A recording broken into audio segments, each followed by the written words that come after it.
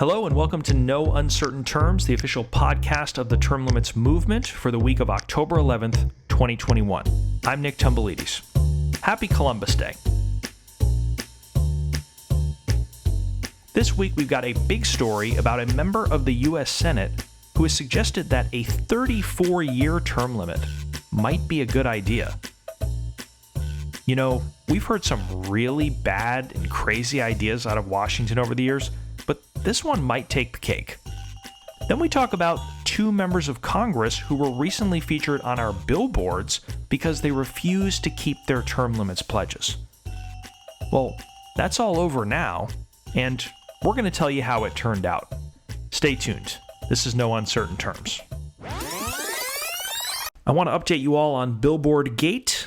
If you recall, if you listened to a previous episode of this podcast, our organization, U.S. Term Limits, had put up billboards in the districts of two U.S. congressmen, two members of the House, Gary Palmer from Alabama and Drew Ferguson from Georgia, with a simple message. The billboard said, Gary Palmer broke his term limits pledge.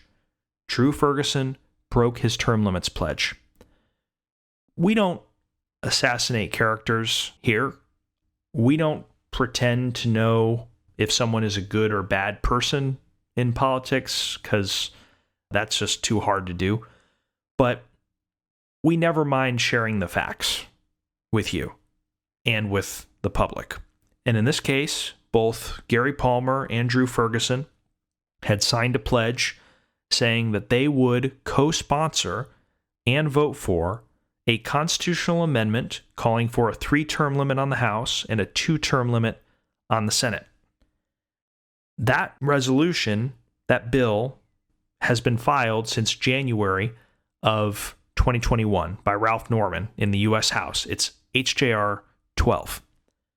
But until very recently, Drew Ferguson and Gary Palmer were not on the bill. And we did what we had to do. We put up billboards telling the truth, that they had made a promise and that they were in the process of breaking that promise. But thankfully, this story has a happy ending, because in light of our billboards and in light of some gentle pressure from their constituents, I am happy to report that both Gary Palmer and Drew Ferguson are on HJR 12. They have co-sponsored. Welcome back, guys. It's lovely to have you in the family again. Thank you for supporting term limits, and we look forward to working with you. This is a public service announcement. Former Florida Congressman Patrick Rooney is a bit of an anomaly. The businessman and former ambassador to the Vatican was elected to the U.S. Congress and then retired in 2016 after only 4 years there. Not too surprisingly, Rooney was the House sponsor of the U.S. Term Limits Amendment during his time in Congress, and is still pushing the idea whenever given the chance. Here is Rooney with Leland Vittert of the cable news network News Nation last week. Self and retired after just 4 years joins us now. All right, do we need age limits, term limits, or both, sir? Well, we definitely need term limits. I mean, Senator Grassley is a great American and a great patriot, but he's been there a long time. There are 340 million Americans. I'm sure that there's a lot of people that could serve our country well. Not to take anything away from him, but term limits are what I think the founders envisioned, okay? They envisioned the servant leader comes off of his farm or his business, serve for a while, and go back to it, not a career as a professional politician. Is the reason, you're a student of history from Georgetown University, among other places, written on history as well.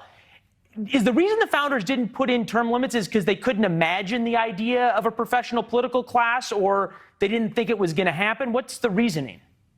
I don't think they would have ever imagined that anyone would want to leave their entire life behind to go serve in the public realm forever. And they just wasn't considered part of their ethos. I mean, they had to beg Jefferson to come back off his farm. Adams did several different jobs, but didn't do the same jobs. And I don't think anybody would have imagined that they would find entrenched politicians or the so-called political class, since we fought a revolution. They fought a revolution, quite frankly, to get rid of a political class in England. You're a businessman in addition to former congressman and former ambassador. If 86% of your customers want something, why is it that congressional leadership seems so opposed to giving it to them? Well, in a normal economic environment, that's what you would do. If your customers want something, you're going to figure out how to give it to them and add value. Otherwise, you're going to go out of business. But in politics, it's totally different. This elected business is a real racket. Between the media appearances that you create a persona for yourself, between the mail that the federal government pays for you to send out, between these ridiculous messaging bills that makes people think you're really doing something, you can create you can market your voters with their own money. It's a real racket. It's interesting. You think about it, it's not just Republicans that you've talked about, or Chairman Grassley, but on the Democratic side, the combined age of the top three Democrats in the House, Pelosi, Hoyer, and Clyburn, 244 years old, which is as old as Congress itself. Mostly Why do you think that people. is? Well, because they want to stay there. Look at all the people that have renounced their term limits pledge after they've been there 6 or 8 years. Yeah. Congress saying one thing and doing another. You just never think that would happen in Washington. Well, you think some guy that grew up in rural eastern Oklahoma or southern Missouri lives in D.C. for 8 or 10 years, wants to go back there and pick strawberries?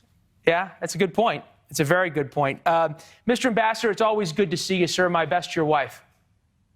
Thank you, Leland. Look forward to seeing you. What was that great quote from Batman?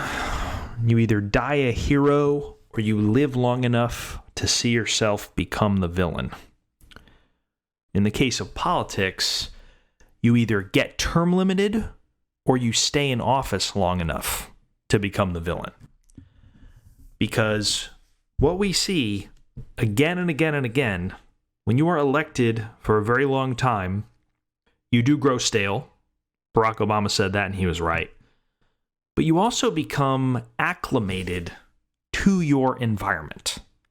And when we're talking about Congress, we're not talking about a healthy environment. We're talking about a swamp. The longer you stay in the swamp, the more you start to think and act like all the other swamp creatures, all the other swamp dwellers. Let me give you an example of what I mean. Because I like to keep my finger on the pulse of what the average American is thinking about politics. What happens in Washington, that's not all that relevant to me, what politicians think. I want to know what Americans think. And that's why I'm a term limit supporter. That's why I do this, because this is an issue that can bring our country together for the first time in a very long time. Probably for the first time since 9/12/01. This country hasn't really been united. We've been divided. So I care about what Americans think. And you don't need a scientific poll to know what Americans think. We have those, sure. But you can just talk to people. You can just ask people. You can just do a social experiment. Suppose you were to walk into a random diner somewhere in this country, a random part of this country. Let's say Dothan, Alabama, or, I don't know, Danbury, Connecticut. And you stood up and you asked, how many people here support term limits for Congress? 8 in 10, or maybe even 9 in 10, depending on where you are, on what day and what time, hands are going to shoot up. 8 in 10 people, 9 in 10 people support term limits for Congress. Then suppose after that, you went table by table and you just asked people, this is just a cross-section of average people, just like you and me. What is the right number of terms that a congressman should be allowed to serve? Now, I've actually done this in different situations. You're going to get people who say 1 term, 2 terms. That tends to be the most popular. 3 terms or 4 terms, 4 2-year terms, 3 2-year terms. So that would be 6 or 8 years if we're talking about the House of Representatives. Leave the Senate out for now. Do you think any ordinary person in that diner would say it should be 16 years or 18 years?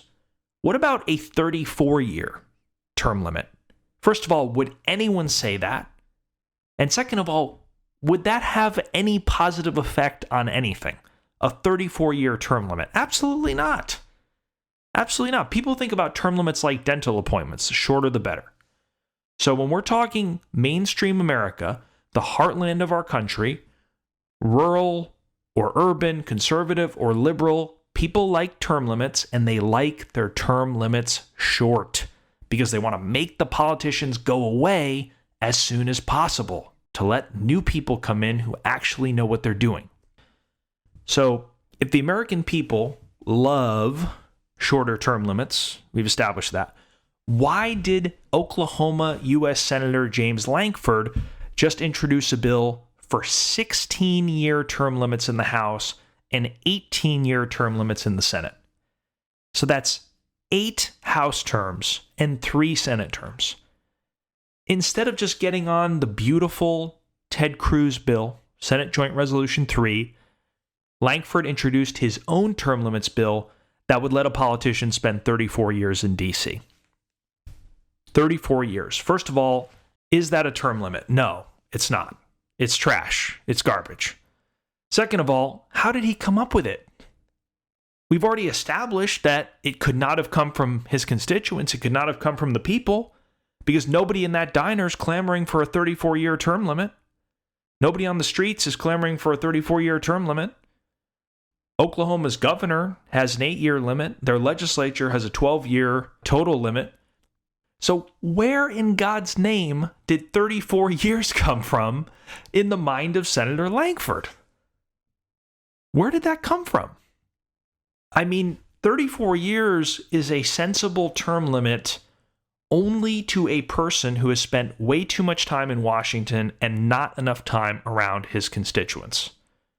So the only explanation for this is that Lankford is letting lobbyists and his fellow politicians dictate his thinking on this issue because a 34-year term limit is about as appealing as an enema in the eyes of the public. I don't know where it came from specifically. I can just tell you it came from the halls of Washington, D.C., because not a single damn person in Oklahoma told him to do that. Hello, this is Scott Tillman, the National Field Director with U.S. Term Limits. We're over a year out for the next congressional election, but candidates have already begun signing up to run for office. Next November, we're going to elect people to fill 435 U.S. House seats and over 30 U.S. Senate seats. There's going to be several thousand people running, and we've already had over 194 new congressional candidates sign the pledge for term limits this cycle. We're also working state by state to pass resolutions for a term limits amendment convention. There are over 7,000 state legislative seats in the 50 states, and over 6,000 of these will be up for election in November of 2022. We need your help to get candidates to sign this pledge. I pledge that as a member of the state legislature, I will co-sponsor, vote for, and defend the resolution applying for an Article 5 convention for the sole purpose of enacting term limits on Congress. There will be over 4,000 unelected candidates running for these seats, and so far we have 130 of them pledged this cycle. We need your help to get to the rest. Follow us on Facebook to see the new signers and to get other term limits news. And contact me, Scott Tillman, at stillman@termlimits.com. That's STILLMAN @termlimits.com to help with pledges in your state. Act today to help us term limit Congress. Now, there is a little bit of history here to consider.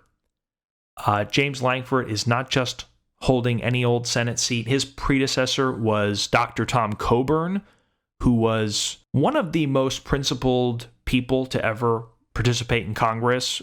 Coburn, when he was elected, he promised to limit his own terms, and he kept his word. He promised to support the U.S. Term Limits Amendment, and he kept his word. He retired when he said he would. And he also supported calling a convention of states. He was a great man, and he left very big shoes to fill. But this is not how you build on Dr. Coburn's legacy. This is not progression. This is regression. This is moving in reverse. Because Oklahoma went from having a senator who supported real term limits to having one who supports weak, fake, flimsy, phony 34-year term limits. And James Lankford needs to be called out for that. If you live in Oklahoma, you need to contact your senator and tell him to sign the U.S. term limits pledge. The other Oklahoma senator is like 9,000 years old. He's been there forever. Jim Inhofe. We don't even bother with him. There's no chance we're going to get him. But Lankford has been in Congress 10 years. And I don't think he's ever supported any term limits bill. So the question is, why start now? Why file this monstrosity, this terrible piece of legislation for the first time in your 10-year career if you've never supported term limits before? And I think I know the answer to this. It's because Senator Lankford has some competition now. He is up for re-election to the U.S. Senate next year, and he has 2 Republican challengers. He's got State Senator Nathan Dahm, and he's got Jackson Lahmeyer. And what do those 2 men have in common? They have both signed the U.S. term limits pledge. So they have both committed themselves to real term limits, the type of term limits that the people of Oklahoma really want to see. And Lankford must have woken up and said, this is going to be a liability for me if I don't do something. Trouble is, he did the wrong thing. He only made the situation worse by filing this terrible bill.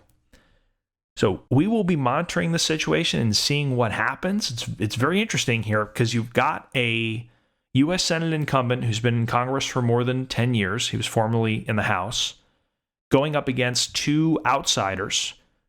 He has not signed the U.S. term limits pledge. Both of them have. The U.S. term limits amendment, SJR 3, is the most popular term limits bill in Congress.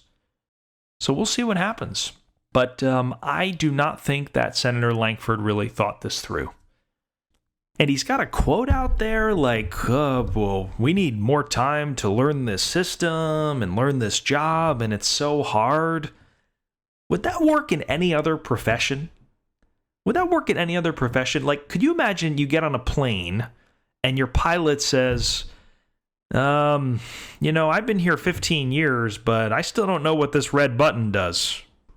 Or like a paramedic who says, oh man, where's the hospital again? I can't remember. I've only been here for 8 years. Like, how come everyone else in society, how come 99.9% of us need to learn our jobs right away and do a good job, or else we get fired? But it's okay for members of Congress to say, yeah, we don't really learn how to do this until year 15, year 16, or, God forbid, year 30, 40, or 50. Why is that okay? Why is there a double standard? And why do we let them get away with saying that? Thanks for joining us for another episode of No Uncertain Terms. The term limits convention bills are moving through the state legislatures. This could be a breakthrough year for the term limits movement. To check on the status of the term limits convention resolution in your state, go to termlimits.com/takeaction. There, you will see if it has been introduced and where it stands in the committee process on its way to the floor vote. If there's action to take, you'll see a Take Action button by your state. Click it. This will give you the opportunity to send a message to the most relevant legislators, urging them to support the legislation. They have to know you're watching. That's termlimits.com/takeaction. If your state has already passed the term limits convention resolution, or the bill's not been introduced in your state, you can still help. Please consider making a contribution to U.S. term limits. It is our aim to hit the reset button on the U.S. Congress, and you can help. Go to termlimits.com/donate. termlimits.com/donate. Thanks. We'll be back next week. Find us on most social media at U.S. Term Limits. Like us on Facebook, Twitter, YouTube, LinkedIn, Instagram, and now TikTok.